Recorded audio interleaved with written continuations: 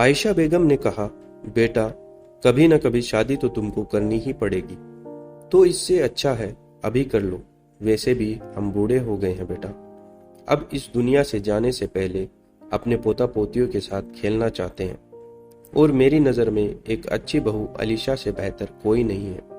भले ही उसकी हाइट थोड़ी कम है, लेकिन वो बहुत ही नेक दिल और अच्छे चरित्र वाली है।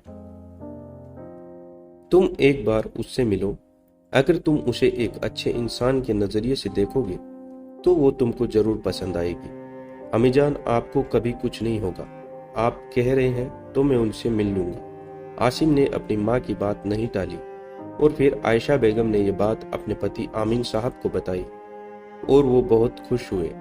फिर उन्होंने देरी न करते हुए अपने दोस्त को कॉल किया और सुलेमान साहब को यह अच्छी खबर सुना दी, और उन्होंने कहा, हम कल सुबह आसिम को लेकर आपके घर आ रहे हैं। आमीन साहब की बात सुनकर सुलेमान साहब को बहुत खुशी हुई। शायद इससे पहले उन्हें इतनी ज्यादा खुशी का एहसास नहीं हुआ। उन्होंने ये बात अपनी बीवी को बताई, वो भी बहुत खुश हुई। दोनों ने ऊपर वाले का शुक्रिया अदा किया और मेहमानों की तैयारी में लग गए। दूसरे दिन आमीन साहब अपने बेटे और बीवी के साथ सुलेमान के घर आ गए। सुलेमान ने हमेशा की तरह उनको गले लगाकर उनका स्वागत किया, और आसिम का भी गले लगाकर स्वागत किया। सुंदरता के मामले में आसिम भी कुछ कम नहीं था। जब वो स्माइल करता तब उसके चेहरे पर डिंपल पड़ते, जो उसकी खूबसूरती पर चार चांद लगाते थे। और कुछ ही देर बाद अलीशा भी नजरें झुकाए बाहर आ गई, और फिर आयशा बेगम ने उसे अपने पास बैठा लिया। थोड़ी देर बाद आसिम ने कहा, अगर आप लोगों को कोई एतराज ना हो तो मैं अलीशा से अकेले में कुछ बातचीत करना चाहता हूँ। सबकी सहमति से वो दोनों छत पर चले गए। फिर आसिम अलीशा से बातचीत करने लगा। बात की शुरुआत आसिम ने की। आसिम जो भी सवाल होता, अलीशा उसका जवाब बड़े ही आराम और तमीज से देती, और कुछ ही देर बात करने पर आसिम को अलीशा पसंद आ गई। उसका कद भले ही कम था, लेकिन उसके विचार बहुत ही अच्छे थे। उसकी नेक दिली और अच्छे चरित्र ने आसिम का दिल जीत लिया था। फिर अलीशा ने आसिम को पूछा, कहीं किसी के दबाव में आकर तो आपने हाँ नहीं की, क्योंकि ऐसा लगता है कि आप यहाँ आना नहीं चाहते थे। अगर मैं आपको पसंद नहीं हूँ तो आप बेझिझक इस रिश्ते को मना कर सकते हैं। वैसे भी मुझे इसकी आदत सी हो गई है।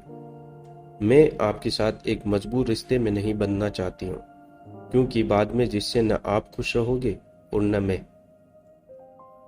आसिम ने हंसते हुए कहा, अलीशा, जब मैं आया था तब मैं यही सोच कर आया था कि मैं शादी से इनकार कर दूंगा, और इसलिए मैं तुमसे अकेले में बात करना चाहता था। लेकिन अब मैं खुद तुमसे शादी करना चाहता हूँ। अच्छा हुआ उन लड़कों ने इनकार कर दिया। शायद तुम मेरे लिए ही बनी हो। मेरे लिए सुंदरता मायने नहीं रखती, इंसान का व्यवहार मायने रखता है। वैसे भी तुम बहुत सुंदर हो, और तुम्हारा मन उससे भी ज्यादा सुंदर। तुम्हारा कद छोटा है, जो कि मेरी नज़र में कोई कमी नहीं है, क्योंकि हम सबको उस रब ने बनाया है, और उसकी बनाई चीज में कमियां निकालना ठीक नहीं। आप जैसे हो मुझे बहुत पसंद हो। आसिम की प्यार भरी बातें सुनकर अलीशा की आंखें भर आई।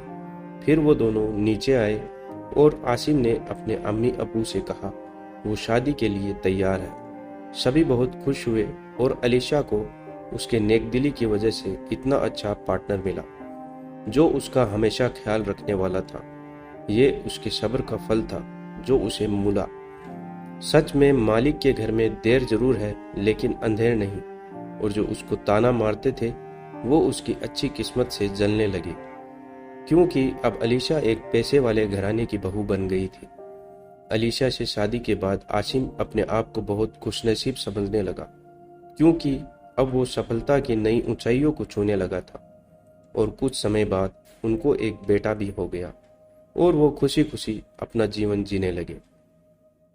दोस्तों, आपको यह कहानी कैसी लगी कमेंट करके जरूर बताइएगा, और चैनल को सब्सक्राइब जरूर कीजिएगा। धन्यवाद।